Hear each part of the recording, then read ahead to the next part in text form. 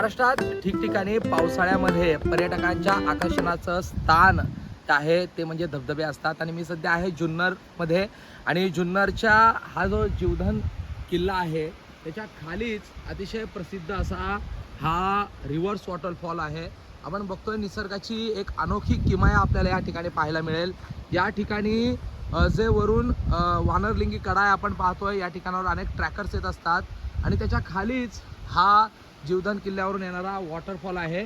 आणि या वॉटरफॉलची खासियत अशी आहे की हे जे पाणी वरून खाली पडतं ते पुन्हा रिव्हर्स हवेने जे आहे ते वर येतं आणि अगदी चांगला पाऊस जो आहे तो जुन्नर आंबेगाव या परिसरामध्ये झाल्यामुळे इथे अनेक जे असे वॉटरफॉल आहेत, धबधबे आहेत ते निर्माण झालेले आहेत आणि ते पर्यटकांच्या आकर्षणाचं स्थान होत आहे। मात्र हा जो रिव्हर्स वॉटरफॉल आहे नाणे घाटापासून अगदी 15 ते 20 मिनिटाच्या अंतरावर असलेला हा रिव्हर्स वॉटरफॉल आहे। अनेक पर्यटकांना याची फारशी माहिती नाही आहे, मात्र अतिशय नेत्रदीपक आणि सुंदर असा हा वॉटरफॉल आहे। इथूनच नाणेघाट साधारणतः 20 ते 25 मिनिटावर आहे। जुन्नर साधारणतः शिवनेरी किल्ला जो आहे तो साधारणतः 1 तासभर अंतरावर आहे। त्यामुळे नक्कीच हा जो परिसर आहे तो पाहण्यासारखा आहे।